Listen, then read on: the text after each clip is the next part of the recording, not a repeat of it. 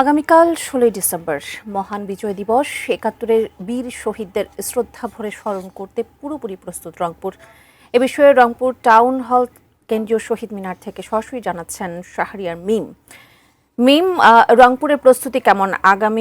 আগামীকাল মহান বিজয় দিবস, সে উপলক্ষে কি প্রস্তুতি নেওয়া হয়েছে, একটু বিস্তারিত জানাবেন। মিনার অর্থাৎ রংপুর টাউন হলে আগামীকালকে ১৬ ডিসেম্বর মহান বিজয় দিবস, এই ৫৫তম এই মহান যে বিজয় দিবসকে কিন্তু কেন্দ্র করে অর্থাৎ যে প্রস্তুতি, এখানে অনেক প্রস্তুতি নেওয়া হয়েছে। তার মধ্যে রংপুর যে টাউন হল যে কেন্দ্রীয় শহীদ মিনার রয়েছে, সেখানে কিন্তু আমরা দেখতে পাচ্ছি যে শেষ মুহূর্তে যে ধোয়া মোছা রং করার যে কাজ, সেটি কিন্তু এখানে এতক্ষণ চললো। মোটামুটি এখন এই জায়গাটা প্রস্তুত রয়েছে।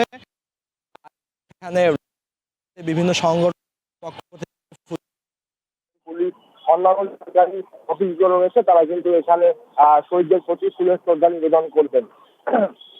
আর ১৬ই ডিসেম্বর, আগামীকাল ১৬ই ডিসেম্বর, এই সময়টা কিন্তু যে পাক হানাদার বাহিনীর হাত থেকে আমাদের বাংলাদেশ মুক্ত হয়েছিল, এই দিনটিকে আমরা মহান বিজয় দিবস হিসেবে কিন্তু পালন করি।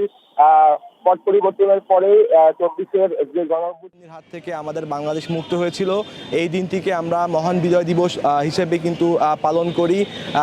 পট পরিবর্তনের পরে ২৪-এর যে গণঅভ্যুত্থান এবং ১৬ই ডিসেম্বর, দুইটি দিনেই কিন্তু খুবই গুরুত্বপূর্ণভাবে পালন করা হচ্ছে এবং ২৪-এর যারা তরুণ সমাজ রয়েছে, তারা কিন্তু প্রাণ ভরে এই কিন্তু ১৬ই ডিসেম্বর তরুণ সমাজ, তারা কিন্তু আমরা দেখেছি বিভিন্ন সময়ে। ধন্যবাদ।